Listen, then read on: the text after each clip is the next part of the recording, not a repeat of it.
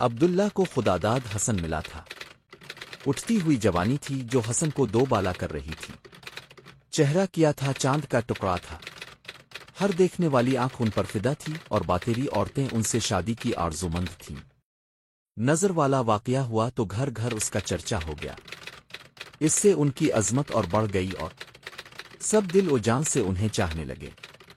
چنانچہ بہت سی عورتوں نے نکاح کی خواہش کی اور کوشش بھی کی، لیکن یہ شرف سب کو کیسے ملتا کہ وہ ایک ہی کی قسمت میں تھا۔ ان کے بیٹے کی ماں کون ہوگی، یہ بھی خدا کے یہاں طے تھا۔ ان کی شادی آمنہ سے ہوئی جو قریش کی سب سے معزز خاتون تھی اور بنی زہرہ کے سردار کی بیٹی تھی۔ باپ نے بیٹے کی طرف سے نکاح کا پیغام دیا۔ آمنہ کے گھر والوں نے اسے باعث شرف سمجھا اور خوشی خوشی تیار ہو گئے۔ پھر چٹ پٹ شادی ہو گئی۔ دستور تھا کہ دولہا شادی کے بعد 3 دن سسرال میں رہتا، عبداللہ بھی 3 دن سسرال میں رہے، پھر گھر چلے آئے، ساتھ میں دلہن بھی آئی۔ اس وقت عبداللہ کی عمر تقریباً 17 سال تھی۔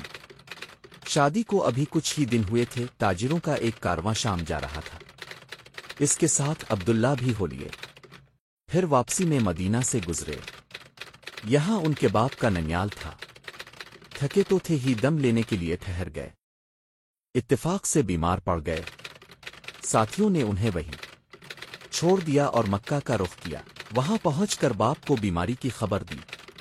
عبد المطلب نے بیماری کا حال سنا تو فوراً بڑے بیٹے حارث کو مدینہ دوڑایا کہ وہاں جا کر بھائی کی تیمارداری کریں اور جب وہ اچھے ہو جائیں تو اپنے ساتھ لے کر آئیں۔ لیکن افسوس، حارث نے اپنے بھائی عبداللہ کو نہ دیکھا۔ وہ انہیں اپنے ساتھ مکہ نہ لائے کہ باپ کی آنکھیں ٹھنڈی ہوتی، دلہن کے دل کو قرار آتا اور قوم کی تسکین کا سامان ہوتا۔ کیا کرتے، قسمت ہی میں نہ تھا۔ کچھ دن پہلے ہی عبداللہ کا انتقال ہو چکا تھا اور جسم سپرد خاک ہو چکا تھا۔ باپ سے دور، دلہن سے دور، قوم سے دور، دور بہت دور۔ حارث واپس آئے تو عبداللہ کے بجائے عبداللہ کی موت کی خبر لائے کہ معلوم تھا کہ شام کا یہ سفر آخرت بننے والا ہے، اور جہاں عبداللہ کی جان بچانے کی تدبیر کا سراغ لگا تھا وہیں اللہ کا فرشتہ پروانہ موت لے کر اترنے والا ہے۔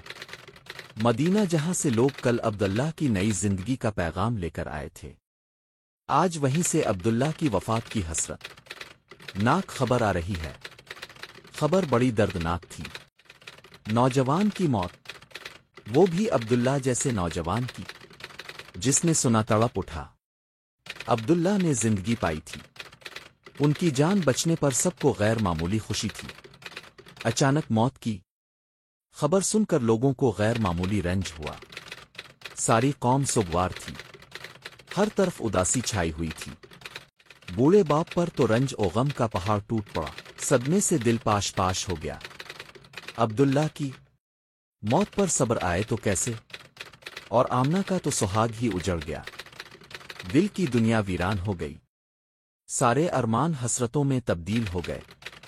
کتنی امیدیں تھیں جو خاک میں مل گئیں، کتنے حسین خواب تھے جو شرمندہ تعبیر نہ ہو سکے، کتنی آرزو میں اور تمنا میں تھیں جو سینے ہی میں دفن ہو کے رہ گئیں۔ کل جو خاتون قریش کی نازنینوں کی نگاہ میں قابل رشک بنی ہوئی تھی، آج اس کی حالت قابل رحم تھی۔